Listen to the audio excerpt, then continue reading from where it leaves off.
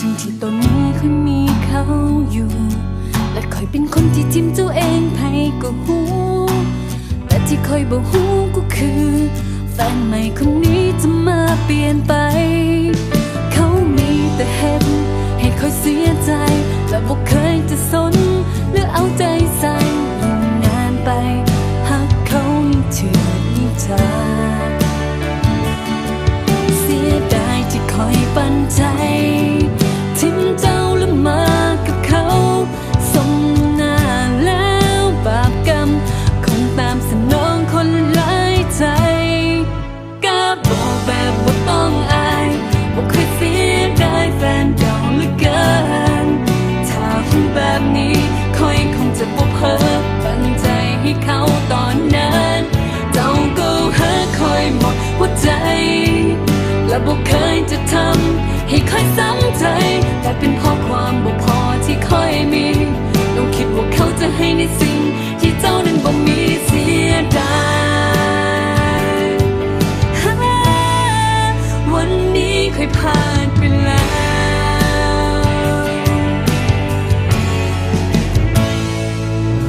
น่าอายถ้าจะบอกไปว่าต้องการให้เขาเป็นเหมือนเก่าเพราะความเจ็บซ้ำที่มอบให้เจ้ามันเกินจะให้อภัยทั้งที่ตอนนั้นค่อยมีเจ้าอยู่และค่อยเป็นคนที่ทิ้งตัวเองให้ก็หู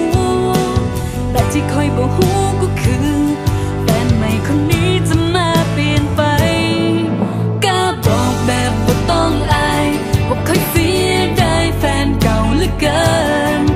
ถ้าหูแบบนี้ค่อยคงจะบ่เพ้อปันใจให้เขาตอนนั้นเจ้าก็หาค่อยหมดหัวใจและบ่เคยจะทำให้ค่อยซ้ำใจแต่เป็นเพราะความบ่พอที่ค่อยมีต้องคิดว่าเขาจะให้ในสิ่งที่เจ้านั้นบ่มีเสียดายวันนี้ค่อยผ่านไป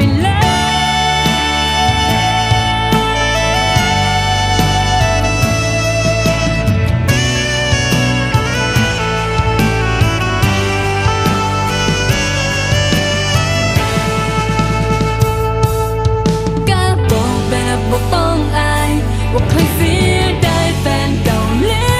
เกินถ้าหูแบบนี้ค่อยคงจะบ่เพ้อปันใจให้เขาตอนนั้นเจ้าก็หาคอยหมดหัวใจและบ่เคยจะทำให้ค่อยซ้ำใจแต่เป็นเพราะความบ่พอที่ค่อยมีต้องคิดว่าเขาจะให้ในสิ่งที่เจ้านั้นบ่มีเสียดาย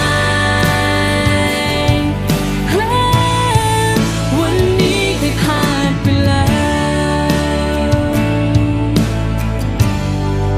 วันนี้ค่อยผ่านไปแล้ว